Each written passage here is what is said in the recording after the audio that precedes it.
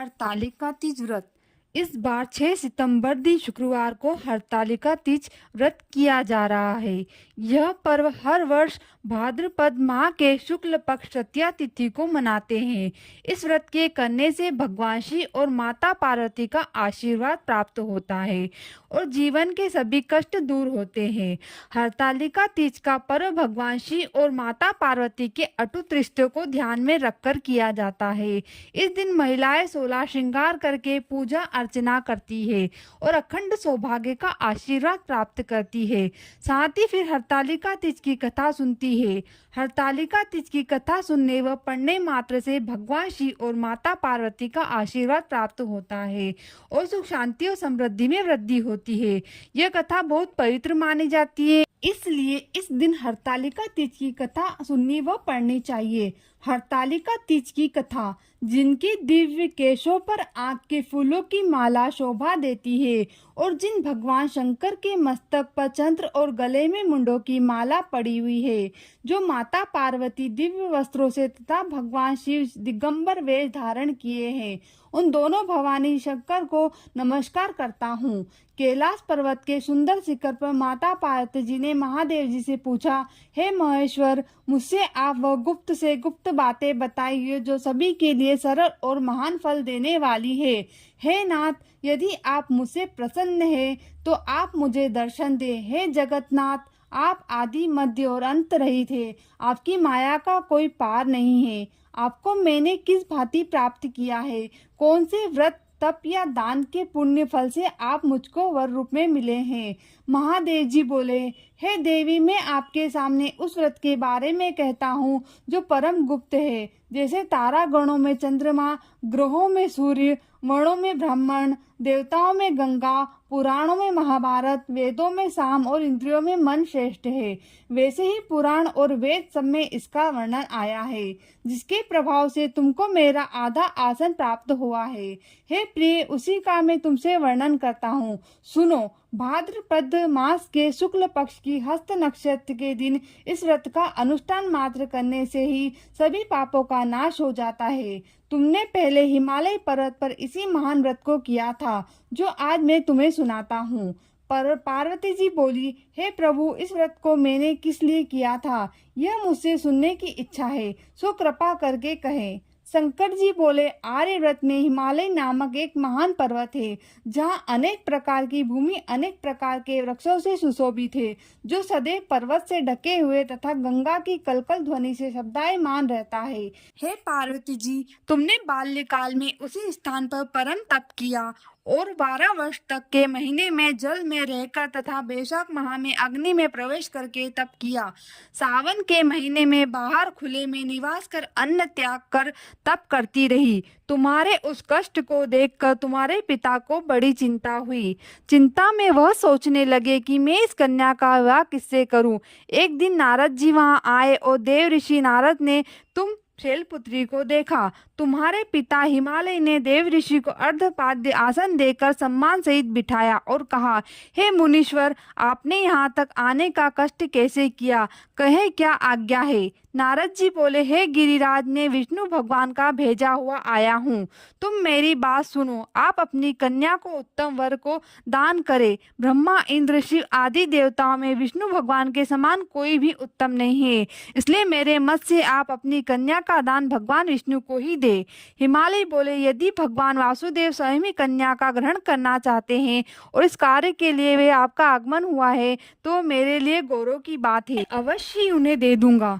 हिमालय का यह आश्वासन सुनते ही देव ऋषि नारद जी आकाश में अंतर्ध्यान हो गए और भगवान विष्णु के पास पहुँचे। नारद जी ने हाथ जोड़कर भगवान विष्णु से कहा कि प्रभु, आपका विवाह कार्य निश्चित हो गया है। इधर हिमालय ने पार्वती जी से प्रसन्नता पूर्वक कहा, हे पुत्री, मैंने तुमको गरुड़ ध्वज भगवान विष्णु को अर्पण कर दिया है। पिता के इन वाक्यों को सुनते ही पार्वती जी अपनी सहेली के घर गई और पृथ्वी पर गिरकर अत्यंत दुखित होकर विलाप करने लगी। उनको विलाप करते हुए देखकर सखी बोली, हे देवी, तुम किस कारण से दुखी हो, मुझे बताओ, मैं अवश्य तुम्हारी इच्छा पूरी करूंगी। पार्वती बोली, हे सखी, सुन, मेरी जो मन की अभिलाषा है सुनाती हूँ। मैं महादेव जी को वरण करना चाहती हूँ। मेरे इस कार्य को पिताजी ने बिगाड़ना चाहा है, इसलिए मैं निसंदेह इस शरीर का त्याग करूंगी। पार्वती के इन वचनों को सुनकर सखी ने कहा, हे देवी, जिन वन को तुम्हारे पिताजी ने न देखा हो तुम वहां चली जाओ। तब देवी पार्वती अपनी सखी का यह वचन सुनकर ऐसे ही वन को चली गई। पिता हिमालय ने तुमको घर पर न पाकर सोचा कि मेरी पुत्री को कोई देव, दानव अथवा किन्नर हरण करके ले गया है। मैंने नारद जी को वचन दिया था कि मैं पुत्री का भगवान विष्णु के साथ वरण करूंगा। हाय, अब यह कैसे पूरा होगा? ऐसा सोचकर वे बहुत चिंता मूर्छित हो गए। तब सब लोग हाहाकार करते हुए दौड़े और मूर्छा दूर होने पर गिरिराज जी से बोले कि हमें आप अपनी मूर्छा का कारण बताओ। हिमालय बोले, मेरे दुख का क्या कारण है? मेरी रत्नपुरी कन्या को कोई हरण कर ले गया है। यह सर्प ने काट लिया है या किसी सिंह ने मार डाला। वह न जाने कहाँ चली गई या उसे किसी राक्षस ने मार डाला। इस प्रकार कहकर गिरिराज दुखी होकर ऐसे कांपने लगे जैसे तीव्र वायु के चलने पर कोई वृक्ष कांपता है। तत्पश्चात हे पार्वती, तुम्हें गिरिराज साथियों सहित घने जंगल में ढूंढने निकले। तभी भी तुम सखी के साथ भयानक जंगल में घूमती हुई वन में एक नदी के तट पर एक गुफा में पहुंची। उस गुफा में तुम अपनी सखी के साथ प्रवेश कर गई, जहां तुम अन्न जल का त्याग करके बालू का लिंग बनाकर मेरी आराधना करती रही। उस समय पर भाद्र माह की हस्त नक्षत्र युक्त तृतीया के दिन तुमने मेरा विधि विधान पूर्वक पूजन किया था तथा रात्रि को गीत गायन करते हुए जागरण किया। तुम्हारे उस महाव्रत के प्रभाव से मेरा आसन डोलने लगा। मैं उसी स्थान पर आ गया जहां तुम और तुम्हारी सखी दोनों थी। मैंने आकर तुमसे कहा कि हे वराने, मैं तुमसे प्रसन्न हूँ, फिर तुम मुझसे वरदान मांगो। तब तुमने कहा कि हे देव, यदि आप मुझसे प्रसन्न हो तो आप महादेव जी ही मेरे पति हो। मैं तथास्तु ऐसा कहकर कैलाश पर्वत को चला गया और तुमने प्रभात होते ही मेरी उस बालू की प्रतिमा को नदी में विसर्जित कर दिया।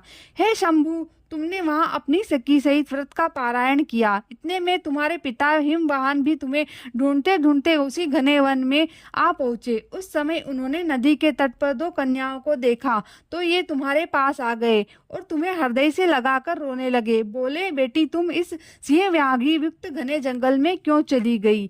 तुमने कहा कि हे पिता, मैंने पहले ही अपना शरीर शंकर जी को समर्पित कर दिया था, लेकिन आपने नारद जी से कुछ और ही बोल दिया, इसलिए मैं महल में चली गई। ऐसा सुनकर हिमालय ने तुमसे कहा कि मैं तुम्हारी इच्छा के विरुद्ध ये कार्य नहीं करूंगा। तब वे तुम्हें लेकर घर को आए और तुम्हारा विवाह मेरे साथ कर दिया।